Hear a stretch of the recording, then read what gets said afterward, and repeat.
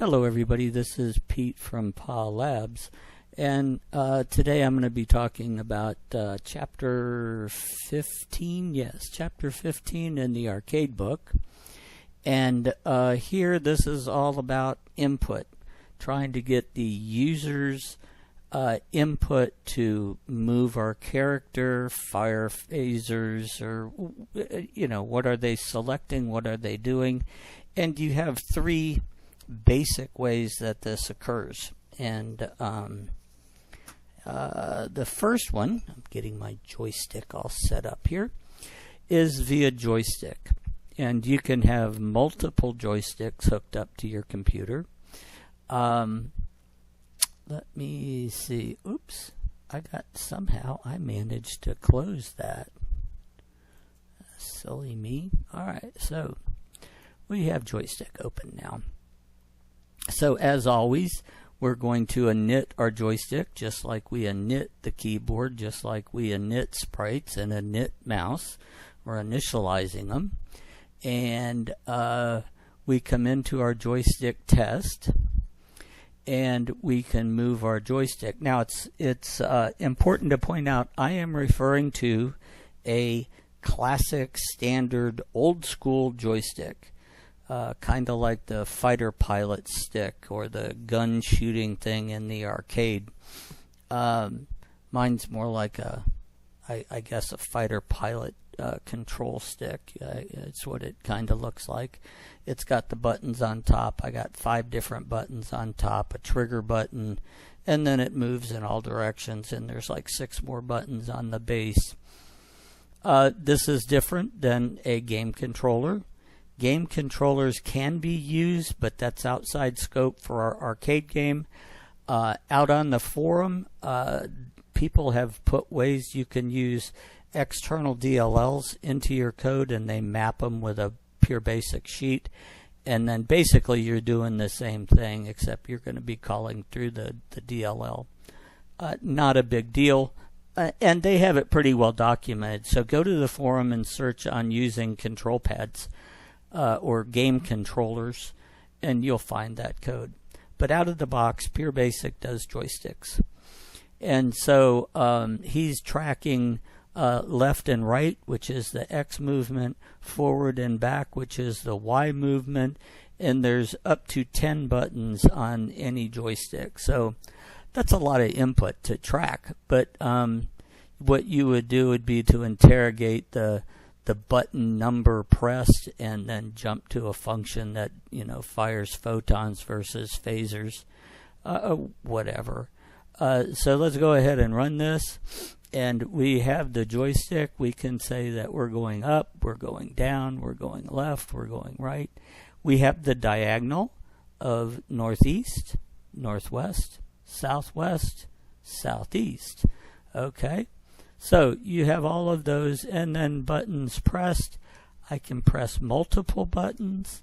Let's see, I can push buttons on the base, so you can actually get lots of button presses, and they're all simultaneous.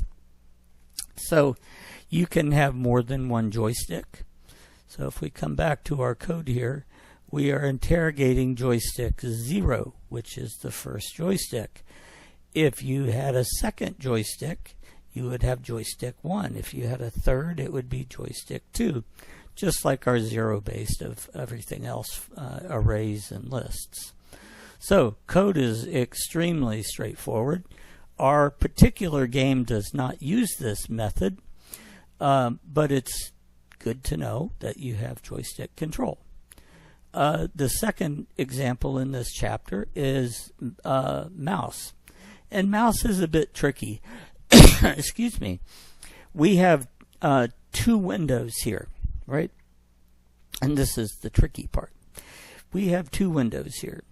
We have the window, the base window, and then we have the graphics window. Well, we kind of have to track that XY of the mouse on both windows. Okay. First, we're going to come down here and load our sprite mouse. And this looks slightly different. And oh, you know what I ought to do real quick?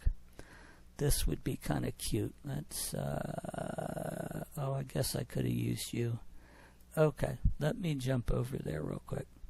D drive development. Oops, not 3D, that one. This is in what I call the archive, and it is a game book. Okay, so we're on chapter 15, images, and we're actually using the mouse no, let's use this one. Okay. How many times have I opened this? Let's see. That looks like that one. Okay.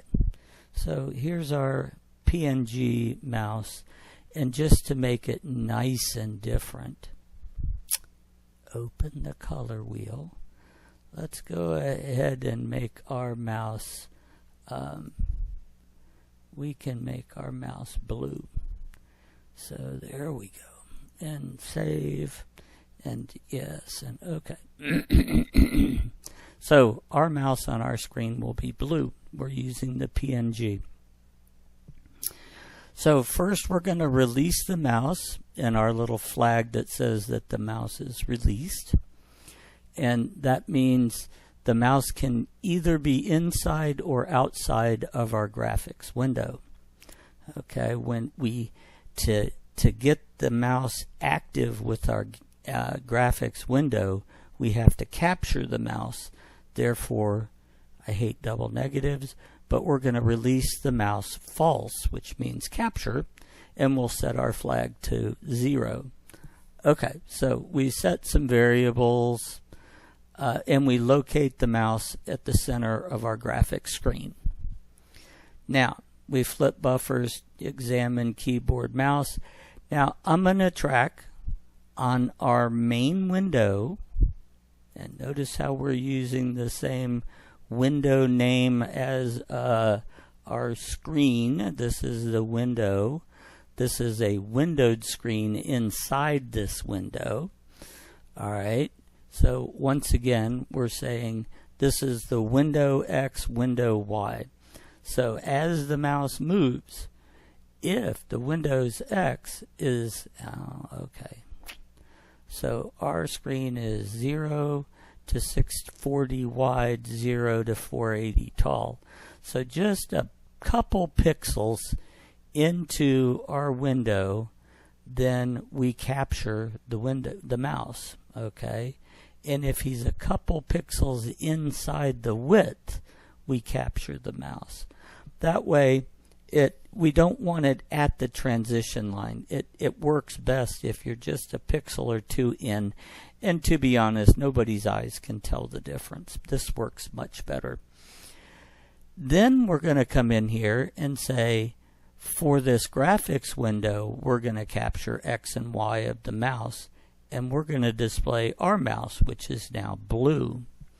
And then we're going to be tracking our mouse. This only works if we've captured our mouse. So when our mouse leaves this window, okay, then we come down here and we release the mouse back to the other Windows environment and anything else that you may have on your actual physical screen. And we're not capturing and keeping the mouse on our window. We could do that. If you use active screen and you're stuck, your mouse cannot leave our window. So let's go ahead and show this. You can see we have our blue mouse, and I'm going to take it outside. If you see it over there on the right of the window, and then we'll transition back in. When he transitions back in, he's kind of jumping around a little bit to the center. Oh, he's getting written over, isn't he? That's kind of jumping. Oh, I know why. I know why he's doing that. Hold on. That's because we need to say, because we're no longer tracking really up here. We're stuck in here, I think. Let's see. We can put these, actually, no.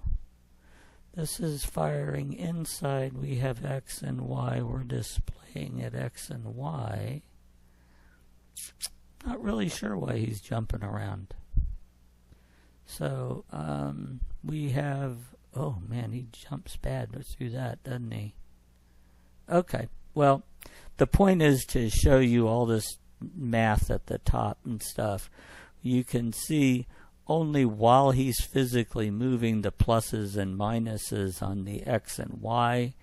Distance is being tracked. Buttons, the bottom line, that's left, that's right, that's center and left, that's center and right, and then the current position of the mouse. So anyhow, that is how you use your mouse and capture it and release it, or if you want to just capture it and it'll never get released, we can do this. This is kind of fun. Drive people crazy. So we have our mouse inside here and we can't go out. It vanishes. It doesn't go anywhere. Sorry. You can't have your mouse. It must stay here. You can't write on top of that, move your mouse on top of the text either. And the reason you can't, here, let me get, if you notice, the active screen does not include the title bar. I can't go up to push that X. I can get close, but I ain't getting there. Okay, so the active screen does not include that kind of stuff. So we have to set this. Now the reason is we're displaying our mouse here, but all our text is outside. So if we put this first, I'm going to move it above here, and it's going to print to the screen, right? And then we display our mouse. We should be able to get our mouse. Why are you jumping away at that break right there? Huh, why doesn't it want to go? That's a very weird. There it goes. Maybe I'm moving too fast. That's right. So he's actually putting his mouse over top of that. I must be just moving my mouse too fast. Okay. So that I'm going to put that back to the bottom so you guys get this code the same way. We're going to leave that one. Okay, so now we move on to the third one. Our third example here is keyboard input. Well, we've been using keyboard input all this whole 15 chapters. Our test to get to the control key being pushed or the escape or space bar and various things. We've been doing that right and left all along. So we have to obviously init the keyboard. And so he only has left arrow and right arrow. He doesn't track the up and down. And I'm not really sure why he wouldn't do that. But we can go to his code and say, yup, he's only looking for left arrow and right arrow. He's not looking for up and down. We could add those in here and then you'd have them. So that is the different ways we have input from the user for games. Okay, and that really concludes chapter 15, and I want to thank y'all for watching.